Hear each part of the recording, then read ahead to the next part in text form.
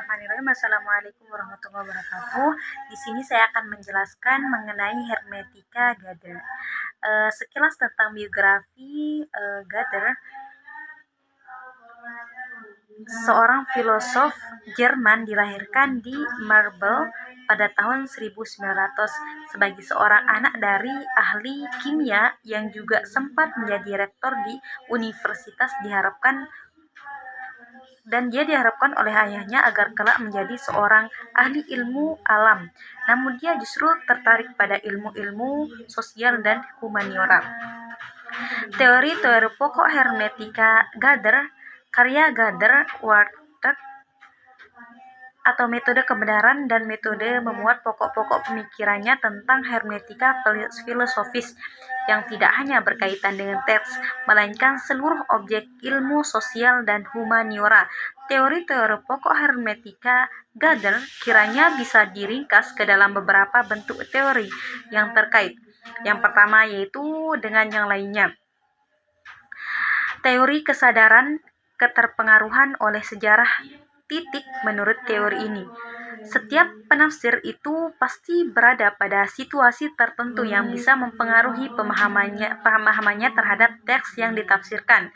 Situasi semacam itu disebut dengan efisitive history, sejarah efektif yang terdiri dari tradisi, kultur, dan pengalaman-pengalaman hidup. Karena itu, pada saat menafsirkan sebuah teks, seorang penafsir harus atau seyogyanya sadar bahwa dia berada pada posisi tertentu yang bisa sangat mewarnai pemahamannya terhadap sebuah teks yang sedang ditafsirkan. Kemudian yang kedua yaitu teori para pemahaman atau teori pra-pemahaman. Keterpengaruhan oleh situasi hermetika atau hermetika tertentu membentuk pada diri seorang penafsir apa yang disebut dengan Gader dengan istilah verstandis atau pra-pemahaman terhadap teks yang ditafsirkan. Beberapa pemahaman yang merupakan posisi awal penafsir memang pasti dan harus ada ketika ia membaca teks, ada atau muakan dalam proses pemahaman para pemaham. Selalu memainkan peran para pemaham ini diwarnai oleh tradisi yang berpengaruh di mana seorang penafsir berada dan juga diwarnai oleh keharusan adanya pemahaman tersebut. Menurut teori ini dimaksudkan agar seorang penafsir mampu mendialogkannya dengan isi teks yang ditafsirkan. Tanpa pemahaman seseorang tidak akan berhasil memahami teks secara baik. Kemudian teori yang ketiga yaitu penggabungan atau asimilasi horizon di atas. Setelah disebutkan bahwa dalam menafsirkan teks seseorang harus selalu berusaha merehabilitasi pemahamannya. Hal ini berkaitan erat dengan teori penggabungan atau asimilasi horizon, dalam arti bahwa dalam proses penafsiran seseorang harus sadar bahwa ada dua horizon, yakni yang pertama yaitu cakrawala atau pengetahuan atau horizon di dalam, dan yang kedua yaitu cakrawala atau pemahaman, horizon pembaca. Kedua horizon ini selalu hadir dalam proses pemahaman dan penafsiran. Seseorang pembaca teks memulainya dengan cakrawala hermetikanya, namun dia juga memperhatikan bahwa teks juga mempunyai horizonnya sendiri yang mungkin berbeda dengan horizon yang dimiliki pembaca.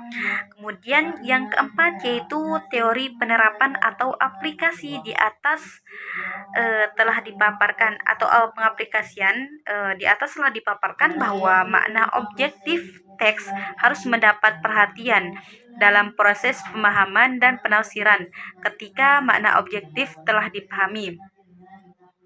Kemudian apa yang harus dilakukan oleh pembaca atau penafsir teks yang mengandung pesan-pesan yang harus atau sesuai atau seyogyanya dipraktikkan ke dalam kehidupan sehari-hari, misalnya kitab suci. Kemudian selanjutnya yaitu kesesuaian hermetika Gader dengan aspek-aspek ulumul Quran, teori fusion of horizon, dan di proses menegaskan bahwa dalam proses penafsiran terdapat dua horizon utama yang harus diperhatikan dan diasimilasi, yakni horizontal teks dan horizon penafsir.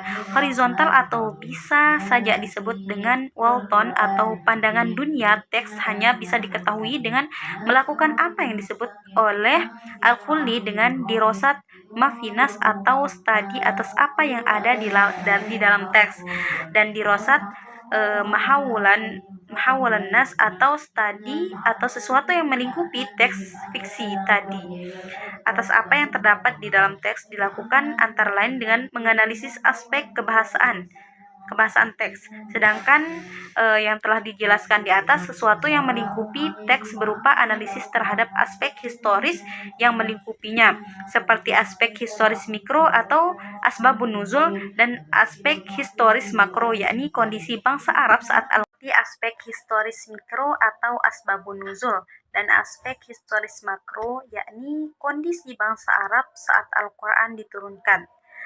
Setelah seseorang melakukan analisis-analisis di atas, ia akan mendapatkan horizontal secara baik.